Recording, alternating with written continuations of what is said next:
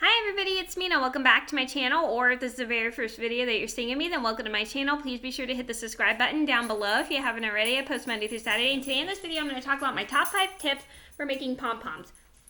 Wow, this is kind of like a medium pink on my camera, but it actually is a hot pink. Oh well. Anyway, so sorry. Camera colors turn out different, sorry. Anyway, so today I'm going to talk about my favorite tips I come up with for making pom-poms.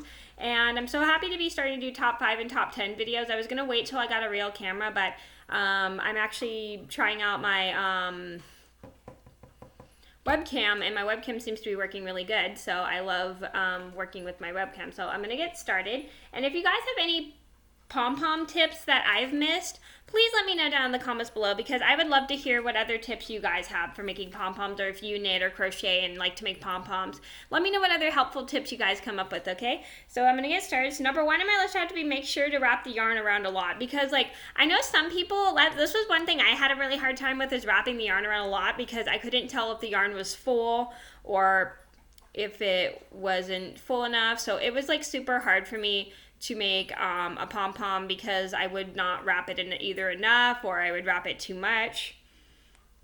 Not too much. I would not wrap it enough, and I would only have like 2 or 3 strands, and then my pom-pom would just end up super flat. So if you are making a pom-pom, just be sure to wrap it around a lot, around like your pom-pom maker, or if you don't have a pom-pom maker, you can use your fingers or your hands and stuff. So make sure to wrap it a lot, or else it's going to be, so it can be super full, because if you don't, it's going to be super flat. Number 2 on my list would be cut a nice long string to attach your pom-pom. Now, I noticed some people don't do this very much on YouTube, is to make long enough strings to attach your pom-pom. I usually like to make a long enough string, like about let's say 2 or 3 feet long, so that I have enough to sew it in like 5 times, because I like to sew my pom-poms in about 5 times, so then I can, so then they stay on, because I find if I sew them in like 5 times, they stay on and stuff. So because I noticed some people don't always cut enough. When I watch YouTube videos, I notice some people don't always cut enough string for their pom-poms, and it's like and that's not good, because if you want to attach your pom-pom, you need a long enough string. Or if you could use it as a keychain, you don't have to attach a long enough string, so it doesn't really matter unless you are trying to sew it on. Just make sure you leave a long enough string to sew it. Number 3 on my list would be trim the pom-pom over the trash can. Now, this is what I like to do a lot when I'm making pom-poms for like my stuff, is I like to trim it over a garbage can, so then I don't make a big old mess. I know some people also will trim it over a sheet, and that's totally fine, an old bed sheet, and that totally works. And or some people will trim it in over a plastic bag, and then they can just throw the plastic bag away, and that's totally fine as well. I personally just like to do it over the garbage can, because I find it's like less messy, and it's not too much of a sweeping for me and stuff, which is good, because like I hate leaving big messes for people, especially my mom. But I'm getting much better at not leaving much of a big mess, and that's good and stuff. So basically, when I make my pom-poms, I just trim them over my garbage can. Number 4 on my list had to be, if the yarn is thick, don't wrap the pom-pom 100 times. So I kind of depends on the thickness of the yarn. Like this one, I had to wrap only like 20 times because the yarn was pretty thick and stuff like that. 20 or 30 times because the yarn was pretty thick. I know a lot of people will wrap it like 30 times if the yarn's really thin, but your pom-pom's not going to end up really big if you wrap it only 30 times. If it's thin, I usually just wrap it 100 times, because I find it gets fuller better if I wrap it 100 times. But if the yarn's super thick, I find I only have to wrap it 60 to 30 times or 50 times, depending on the thickness of the yarn.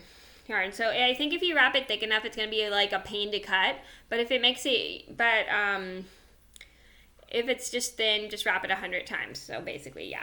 Number 5 on my list would have to be, if you don't have a pom-pom maker, you could use toilet paper rolls. I know a lot of people here on YouTube will show different tips to making pom-poms and stuff like that. Some people will wrap it around their hands so many times. Some people will wrap it around a chunk of cardboard. Some people will wrap it around toilet paper rolls. I see a lot of people use toilet paper rolls, and I found a really cool video by the Nervous Knitter about how to make a pom-pom with the toilet paper rolls, which I think is a pretty cool idea. I actually did this with a group of kids, and I taught them how to make pom-poms with 2 toilet paper rolls, and it made it really easy and fun for the kids, because they were super excited to watch how to make the pom-pom and stuff, which made it super duper fun.